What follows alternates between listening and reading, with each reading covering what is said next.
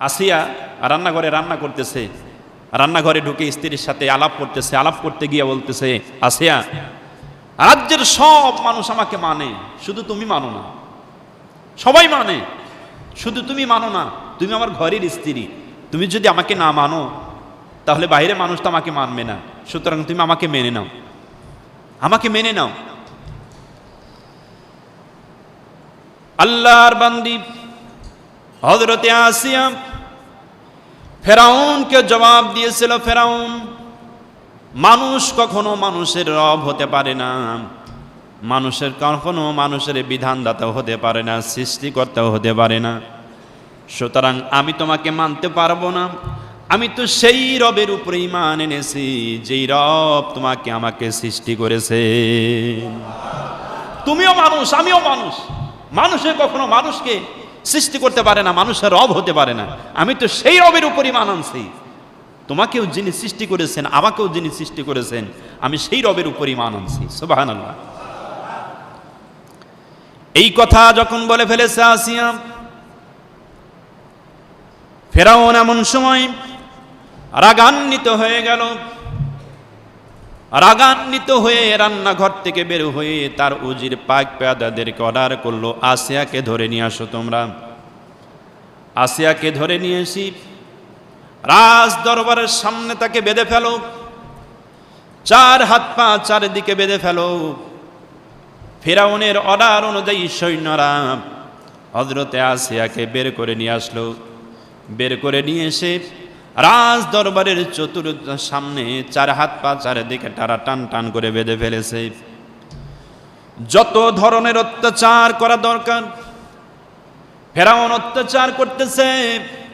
আর আসিয়াকে ডাক দিয়ে বলতেছে, আসিয়া, এখনো সময় আছে, তাড়াতাড়ি করে মুসার ধর্ম ছেড়ে দাও, কালিমা ছেড়ে দাও, আমার উপরে তুমি ঈমান আনো, তোমাকে ছেড়ে দেওয়া হবে।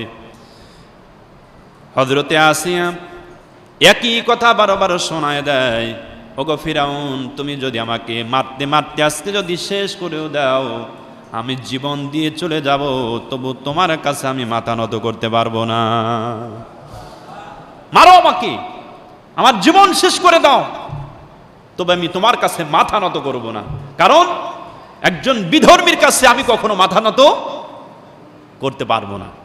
ফেরাউন হযরতে আসিয়াকে যত দিক দিয়ে নির্যাতন করা দরকার নির্যাতন করতেছে। লোহার চিরুনি দিয়া তার শরীর থেকে রক্ত, মানে গোশতগুলো, চামড়াগুলো আশ্রে ফেলা হচ্ছে।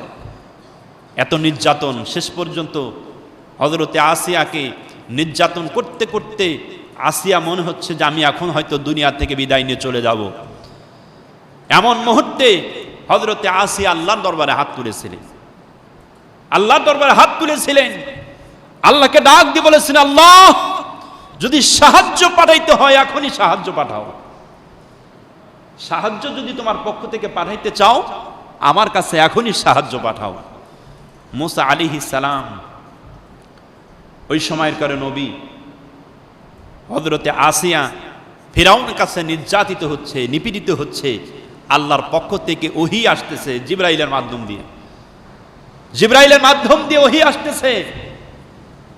আসিয়ার কানে কানে বলে দেওয়া হয়, আসিয়া, আল্লাহ রাব্বুল আলামিন তোমাকে পছন্দ করেছে। আসিয়ার সামনে জান্নাতটা ভাসিয়ে তোলা হয়েছে। সুবহানাল্লাহ। এই পৃথিবীতে দুনিয়ার চক্ষু দিয়া মহিলাদের ভিতরে একজন ব্যক্তি, তিনি জান্নাতটা স্বচক্ষে দেখতে পেরেছেন, তিনি হচ্ছেন ফেরাউনের স্ত্রী আসিয়া। জোরে বলুন সুবহানাল্লাহ। স্বচক্ষে দেখতে পেরেছেন। আসিয়া তাকায় তাকায় দেখতেছে জান্নাতটা সুন্দরভাবে সাজানো গোছানো হচ্ছে, সাজগোজ করা হচ্ছে। ফেরেশতাদের জিজ্ঞাসা করলেন, ফেরেশতা, কার জন্য ঘর সাজানো হচ্ছে? এই ঘরটা কার? জিবরাইল আলাইহিস সালাম বলেছিলেন, আসিয়া, তোমার জন্য আল্লাহ পাক জান্নাতের ভিতরে ঘর বাড়ি নির্মাণ করতেছেন। আসিয়া ডাক দিয়ে বলেন, আল্লাহর ফেরেশতা, আমি সেই জান্নাত চাই না যেই জান্নাতের ভিতরে আমি আসিয়া বসবাস করব, অথচ আমার আল্লাহকে সেই জান্নাত থেকে দেখতে পারবো না। এমন জান্নাত আমি চাই না। আল্লাহর কাছে গিয়ে বলো, আমি আসিয়া সেই জান্নাতটা চাই যেই জান্নাতের কাছে বসে বসে আমার আল্লাহ রব্বুল আলামিনকে দেখতে পারবো। আমি সেই জান্নাত চাই যেন সব সময় জান্নাতে বসে বসে আমার রবকে যেন আমি দেখতে পারি।